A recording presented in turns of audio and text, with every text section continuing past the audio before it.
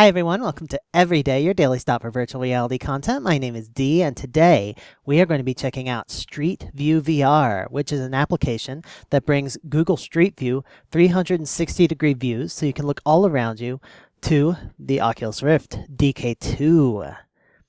Now, a very, very long time ago, one of my earliest videos on this channel was when I was exploring a web-based, browser-based Oculus Street View application that let you do something very similar to this. That was way back in the DK1 days. And it was at the time, it was really amazing, and it was so exciting to see all the places I could go. But it was also really bad. The latency was super high because of how it got the tracking information from the headset movement into the web browser, because it was a web-based application, and so it would respond really laggy to your head movement, and that made it feel really bad. It was also very low resolution, of course, being on the Oculus Rift DK1, and this is just. This application is leaps and bounds above that. It is much, much better. It is totally comfortable. It is easy to use. It has a lot of new features. I really want to get into them and explore them. This app was created by a different developer. The original one, I believe, was created by a developer in Italy. This one is created by a different developer. He goes by the handle of YoutopiaVR on Reddit. And his main application that he's working on is called Utopia. It is a social VR experience. In particular, it's a social VR experience whose distinguishing characteristic is that it allows you to share VR experiences with your friends inside the social VR world. And, for example, watching 360 videos together with them, maybe playing VR games together with them. So that's kind of its distinguishing feature. And he's still working on that. That's a work in progress. First release was like a week ago. And he also worked on a YouTube 360 player, which loads up 360 videos on YouTube, like the ones I showed earlier in my music video episode, and the 360 video I created in Unity that I uploaded. Of the Viking village. And so he created his own player that you can use to search for 360 videos on YouTube and play them. And this is the third major thing he's created. This is StreetView VR. So the way he's creating all of these applications is using a commercial plugin for Unity called Coherent UI. Coherent UI is a plugin that is designed to embed browsers, web browser inside of Unity. So it lets you just create a rectangle floating in space and put a web browser on it and use that browser to visit any website, interact with the website like you normally would. And by leveraging that in a variety of ways, you can use it to implement a lot of cool applications like these ones. So that's how we got here, and I'm going to go ahead and dive in and start exploring the world. Let's go.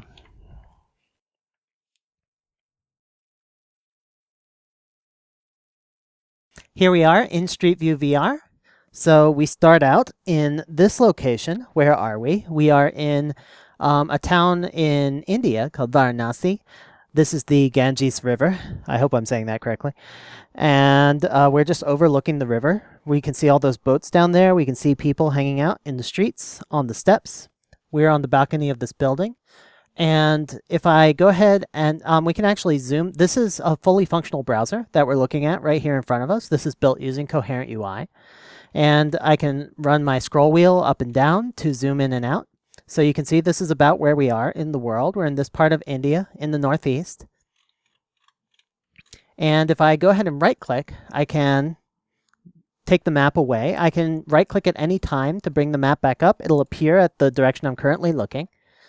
And I can use the map to change my location if I want to. So, for example, if I want to change my location to over here, to this other orange dot, now I'm over here. So I believe this is a hotel. It looks like they're running. Is that Windows 98 or is that Windows XP? I can't tell. Anyway, so we're in a random hotel and restaurant in India.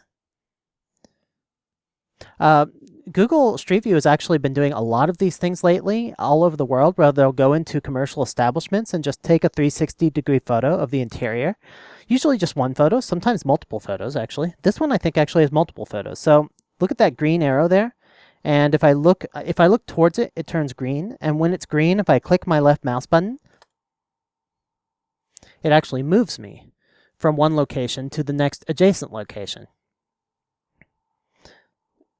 And I think there are only 2 shots here inside this building, but it's still nice to be able to move around a little bit so I can look around things. So see what's on the other side of that counter there. See, it says reception, there's a fire extinguisher, stuff like that. And if I come back here, so this is, a lot of people don't even realize that Google Street View has indoor locations. It has indoor and outdoor locations. You can get on rooftops. You can go down streets. You can go to secluded locations. For example, what's this? I don't know. There's all this stuff all over the world that I've never seen before. And it's so cool to be able to explore them here in VR and see the whole space around me and have it feel as big and feel the size of things, just like I would if I were really standing there. Here, if I click on this list icon in the upper right corner, it brings up this list of highlight locations. So these are just kind of bookmarks or favorites that have been put in by the developer because he thinks they are cool places, and I agree, they are quite cool. One really fun one to go is Scott's Hut in Antarctica. So if I go over to my map now, you will see we are here. Where is here? Here is on Ross Island in Antarctica. Very, very far away from any semblance of civilization. And it's a very it's very dirty and pragmatic. You can see there's a door leading outwards over there. Can I go over closer to the door? I want to take a look. Yeah, so you can almost see outdoors. You can see all the tools they have stashed here. You can see this is just like, this is the kind of place where if I even wanted to get here, I would have to, take a custom plane ride, and they probably wouldn't even give me permission to visit because it's such an isolated location. But with Google Street View, they just have to get the photographers there one time, and then anybody can go there and feel like they're really standing in this hut in the middle of Antarctica. Well, on the edge of Antarctica anyway. What are all those bottles? Looks like they have jam. I think they have beer. I guess you gotta have beer if you're living in Antarctica. There's not much to do. I don't think they get internet down here. Maybe they do. Maybe they have satellite internet. It's just really crappy internet. I don't know. And we can walk around inside this hut just following the arrows. There's a guy's shirt. Here's a pot. I'm not totally clear if this is a place people actually stay or if this is like a museum that was intended to recreate a historic voyage through Antarctica. I would need to read more about this location. There's a sleeping cot. Very basic. All right. Let's go ahead and switch locations. I'm going to bring up the map again. And I'm actually going to put in an address. So let's say I want to go to, how about, here's one I did last time, Queen Street, Auckland, New Zealand. So it didn't put me right on the street. I'm just going to click on the street here. And there we go. I am now in New Zealand on Queen Street, one of the major tourist and commercial districts in downtown Auckland, the biggest city in New Zealand. You can see the shops on every side of me. And I can, of course, move up and down this street. Right now, I believe I'm running this. Am I running this at the highest quality level? Yes, I am. So I'm running this currently at quality level 4. If I go to my options by clicking on the gear, you can see my quality level is set to 4. And if you don't have enough bandwidth to run it at quality 4, you can bring it down to quality, here's quality 1. So you can see this is very fuzzy. On your monitor, you won't be able to tell the difference as clearly as I can because the view is magnified for me. But I can definitely tell the difference between all 4 quality levels very clearly.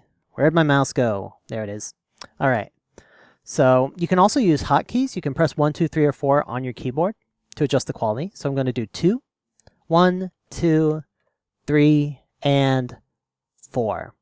So the difference between 3 and 4 is fairly subtle, but it definitely exists, especially when you're moving your head around.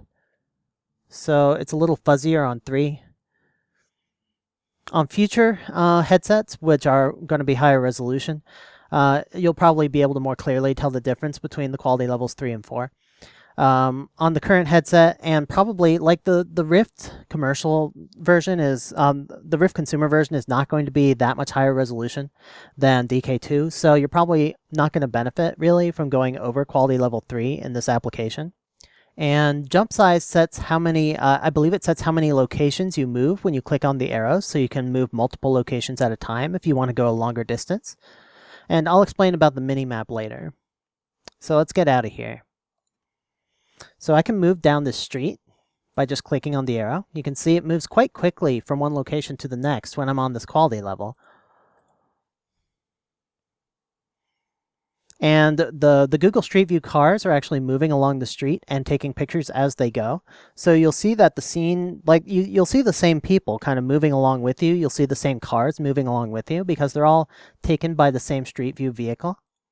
See, like that car in front of me is like moving along with me there. And one tip I really recommend when you're inside of this application. So I actually want to go back for a minute to another location, another indoor location. So let's find an indoor location. How about CERN? Oh, this is cool. So this is the CERN particle accelerator, I believe. Total weight, kilograms, 70,500 kilograms. That's a heavy thing. So there's a lot of very expensive equipment here. This is not a place they would let me go, even if I asked. And it's awesome that I get to go here inside of StreetView VR. So when you're in an indoor location like this, one trick I recommend is just closing one eye when you look around.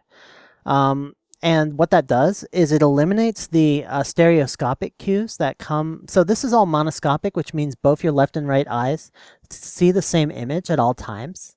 And if you close one of your eyes, if you have both eyes open, then everything will seem a little bit flatter. Like it doesn't, you still have some depth cues. You can tell how far away things are based on relative size, based on horizon lines, based on vanishing perspective lines, things like that. So you can still tell how big things are, but the stereoscopic cue conflicts with that. So if you have both eyes open, it'll seem a little bit flatter than it would in real life.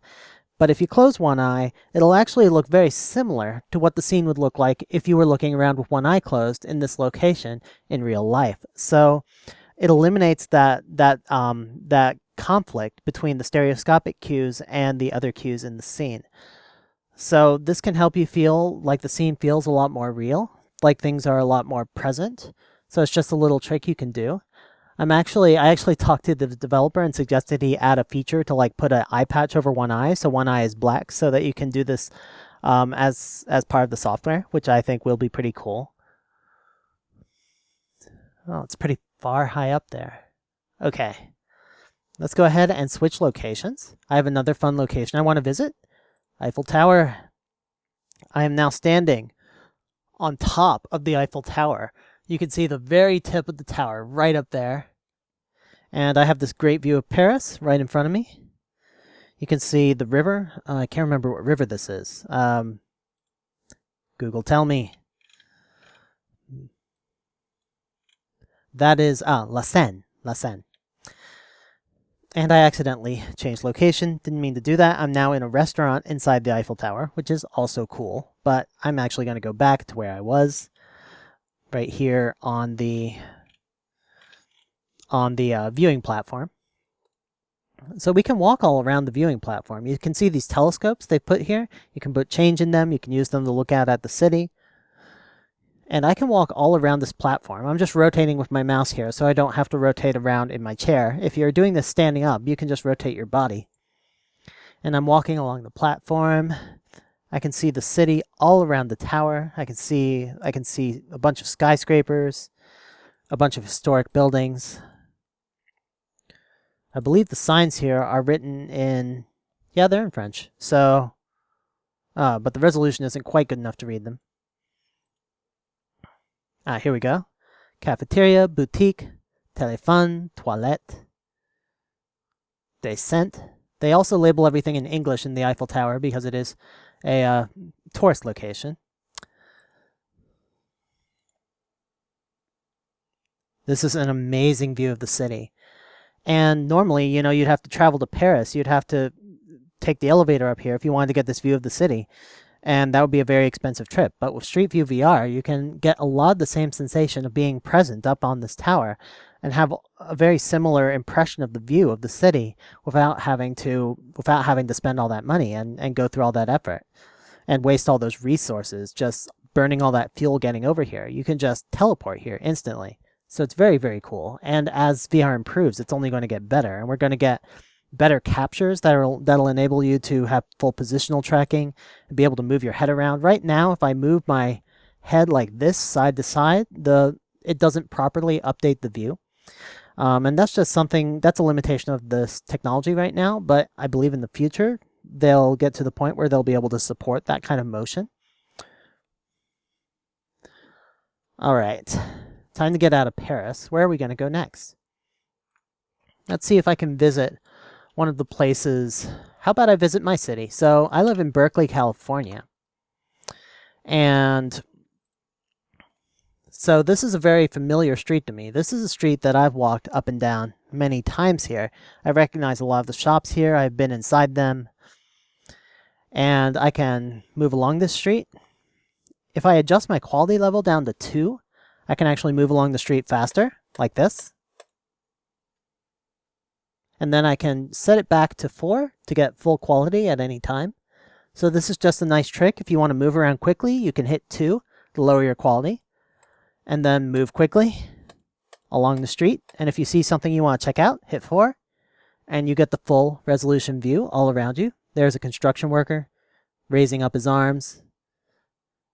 Okokole Cafe, that's a great restaurant. I've been there a number of times. And another fun thing you can do, this is a feature that was only very recently added, and it's still a work in progress, is the time-lapse feature. So this works a little bit better on highways. So if I say I want to visit a highway, I don't know, let's visit I-85 in Atlanta.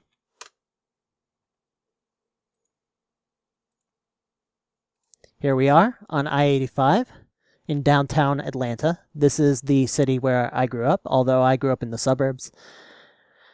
And highways, of course, are places where you move very fast. So I'm just going to do a new time lapse. I'm going to set one here on the connector, set the other here on the connector. I'm going to hit generate. It's going to capture the views. I'm going to generate the time lapse. You can look around while it's generating the time-lapse or move locations if you want to. And we're ready to go. And it's really cool when you're on a scene like this because it really feels a lot like you're actually moving along the road, like it's like a 360-degree video. You can see all the buildings moving past. This works best on highways, but it's a brand new feature and it's very cool. It's still a work in progress. But this is a great example of the kind of new features this application has added that weren't really present in the previous StreetView application. All right, let's see if I can jump to another location. Where else can we visit? Let's find out. Let's go to Stonehenge. Here we are in Stonehenge, middle of a field, hanging out with some big rocks. And you can stand right in the middle of the circle of stones here, check them all out. The Google Street View guys are great at identifying good locations where to take their photos so that you have a great 360-degree view. And you know, there are a lot of people producing 360-degree content right now, but Google like overshadows them so dramatically. I think they produce like 99% of the 360-degree content that's available right now. And this application opens it up to everybody to be able to view it, which is very, very cool. And I can walk around in Stonehenge a bit. Let's do it. So around me you see nothing but large open fields. They probably mow the area around Stonehenge to keep it looking nice and pastoral. There's a guy walking with a bright yellow jacket. If you hit the middle mouse button while looking at something, you can get a zoomed in view of it.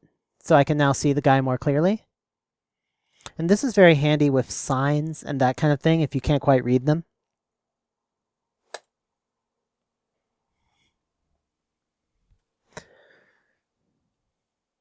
And I really feel once I visited Stonehenge here in StreetView VR that I have a much clearer idea of what it's like to really be here, of how big these rocks are, than I ever did before, just looking at pictures of them, on TV and stuff.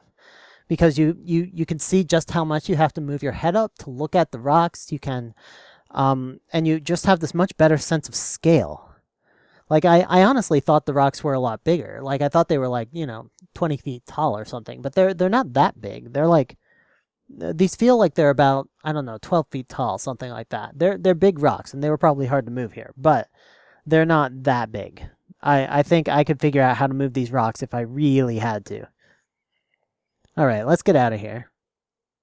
Let's visit a mine shaft in Japan. This is another very enclosed location. You can see the cave walls all around us. We can move down here inside the mine shaft. Can look down and see the wires that are probably powering the lights. And here is a cage we cannot move past there. That's the end of our little journey. What is that red? Does it say null? I don't know what that says. Okay. Oh, there's so many places to visit. I don't even know where to start. So, let's see. I used to live in Seattle. I used to live near Lake Union in Seattle. So let's go to Lake Union in Seattle. All right, here's the lake. I didn't live in the lake. I did not have a houseboat. But here's a park where near where I used to live. Yeah, this is it. So this is, I'm really fond of parks that have old industrial equipment. This is one of those parks. I forget exactly what it was called, but this is a park that had lots of old silos, old industrial equipment. You weren't actually allowed to like go up and play on them. They put fences around them, as you can see. But it was a very fun place to visit. And you can see it's right here by Lake Union. We can go over to the lakeside, check it out. Hey guy, you seem to be split in half. There are a lot of stitching errors in these photos. And so now we're right up against the railing here. And you can see over there the downtown Seattle. You can see the skyline over across Lake Union. Looks like we came down a level. And this is a place I've been before, and this is very much a faithful recreation of it. Everything feels the right size. What's another fun place to go? I want to go down to the beach. Let me go down to the beach. Okay, if the blue dots are points you can't visit, the orange dots are points you can visit, and you can also visit anywhere on the roads here. Here we are. So now we're in Cannon Beach in Oregon. We have a nice view of the ocean. This is old Street View data. As you can see, it's kind of grainy. It's kind of low res, not as good as the new data. So Google needs to send their Street View cars by here again. But it's still a very nice location. You have a nice view of the ocean. You can see all those trees leaning over those old houses. All right. Oh, there's so many places to visit. Let's go to the pyramids of Giza. So we're now in Egypt. We're hanging out with all the tourists, checking out the ancient pyramids. Walking with this tour guide who is probably escorting the camera crew.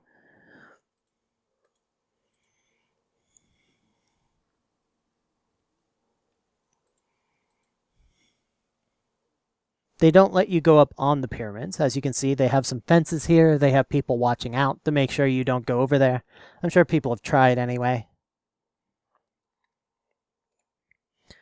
Let's visit another location. How about I just zoom out and I just use the map to find a place to go? So what's a fun place to go? Let's zoom out to the whole world. We can go any place in the world. Where do we want to go? As you can see, the coverage is much better in North America and Europe than it is over here in Africa. They have not captured a lot of Africa with Google Street View yet.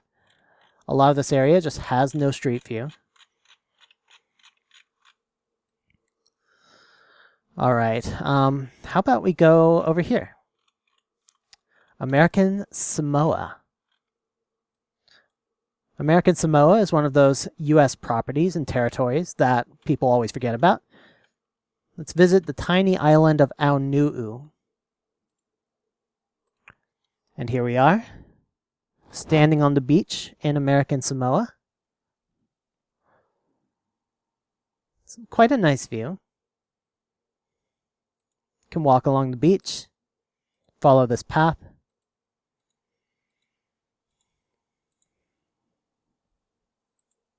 So this is the kind of amazing thing that you can do with StreetView VR. You can feel like you're in virtually any place in the world, except I guess most of Africa.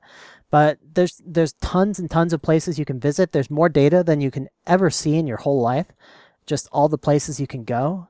And you can see so many beautiful locations at virtually no cost just by clicking on them, and you're suddenly there, and it gives a much more powerful sense of being in that location than anything that's been available before other than traveling there at a dramatically lower cost. And I really think that as we improve our capture technology, that we're going to reach a point where you can really feel like you've been teleported to these locations and like you're walking around on this beach as though you had actually traveled there without ever having to travel there. And you know, it's never going to be exactly the same as actually going there, but the closer and closer we get, the easier it's going to be to go anywhere you want in the world without even if you can't afford to go there, and at much lower cost to the environment. So it's very exciting for the future of travel, the future of humanity, and being able to understand different places in the world and what they're like and how they feel, and you know, get that strong visceral sense for what is it like to be on the beach in American Samoa. I don't think there's anything I can do right now other than travel there that would give me as strong a sense of what it's like to be there and how it feels to stand on the beach and look out at the waves and see the island peaks in the distance. And it's a much more powerful feeling of being present in this location than anything else that's been available before. Let's see, where else can we go? There's lots of places we can go. I could do this for hours, just exploring all the places in the world that I can go. I can go all over Europe. I can go all over the US. I could drop into London. Let's go ahead and drop in London. Here we are in London. I can go to Canada. I can go to Mexico. I can go anywhere in South America. If I want to go to Brazil, I can go to Brazil. Let's go over to Brazil. What's a good city to visit in Brazil? How about Rio? Rio de Janeiro. And here we are in Rio. Rápida Veículos de Carga. No cargo vehicles on this road. All right. Very busy street. So yeah, we can visit any continent that we want, including Antarctica. We can go from one end of the world to the other in a moment, and we can get a much clearer sense of what it's like than anything else that's been available before. So it's very, very exciting. And a lot of people like to use this as a way of visiting kind of their childhood homes. I'm not going to go to the places that I grew up just for the sake of privacy, but I think I will go to my high school, where I went to high school. So if I go to Duluth High School, and I just jump on this road right here. Is that where the high school is? Brock Road. I think this is it. Yeah, that's it. So this is the high school where I went to high school in the suburbs of Atlanta. I can zoom in on the sign there. It says Duluth High School. It's a little bit stitching errors on the sign. And I can see they're doing construction on it now. That building over there was actually not there when I went to this high school. So it's been a little while. Over there is the front office. Over here, we're just walking down past some of the buildings. There's a guy. What is that guy doing? I guess he's just walking around. I think this is the weekend because there's no people here. Either that or everybody's in class. It's a very sunny day. And I used to actually walk home from school. I would walk along this road. And then I would turn a right over here. Let's go ahead. Can we turn right? Did they take data down there? Yeah, they did. So I would go down this road. And this looks like a dead end. But if I walk down here, and you look to the left here, there's actually a hole in that fence, and you can walk through that hole in that fence there, and you can get through to the other side. And if we zoom in on the other side here, this is a neighborhood street. So that's where we came through at that driveway. And we can keep walking along this street. And from here we can get pretty much anywhere else that you want to get from the residential areas around here. So this was kind of my walking route when I walked home from school. So that's just kind of a fun thing to do, is to visit places where you grew up, to visit places where maybe your friends live or your friends grew up, or where your parents grew up, and explore them and see what they were like. So that's a fun thing to do. It's a bit odd sometimes because you'll see how things have changed, and from when you used to live there or when you used to hang out there, and it can be very, very different. By the way, when you walk along a road and then you walk backwards along the same road, it'll update a lot faster because it actually caches the data like this. And then once you reach a part you haven't reached before, it'll start to slow down like this. Now it's going slower again. And again, if I want to move faster, I could just turn down my quality. Then I can move quite a bit faster. There's a random person wondering what the Google Street View car is doing. Hello, random person. Google automatically blurs everybody's faces. They have some kind of algorithm that pulls this off. I think they just use face detection combined with simple blurring. That does occasionally result in them being a little bit too aggressive and blurring things that are not even faces. But most of the time, they do a pretty good job. I believe they also blur license plates. So yeah, if you look at that car over there.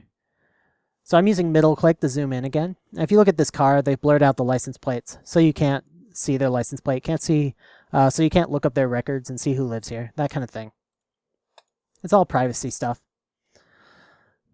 All right, so with that, I am done for the moment with StreetView VR, but I really encourage you, if you have a DK2, to grab this application and check it out. Visit some places that you know, that you're familiar with, and visit some places that you're not so familiar with, like the ones on this list. Like I could go to Nepal. And suddenly I'm on a bridge over a river in Nepal. What part of Nepal is this in? Oh, this is really pretty. Look at these big mountains covered in trees, all the mist. And I can look at the map to see what part of Nepal I'm in. This is the Larch Dibhan Bridge. So we're right here in the middle of the mountains. This is actually quite near Mount Everest, so that's about where we are. But this is obviously a much lower elevation than Mount Everest. So that's the part of Nepal that we're in. Anyway. So yeah, visit places you haven't been, visit places you have been, see how they've changed. This is StreetView VR, and it is really exciting. And I'm really glad that someone has finally taken Street View a step farther. And I hope that in the future, Google is actually going to make a serious investment in bringing in officially bringing this functionality to their Street View and their Google Earth clients, so that you can explore.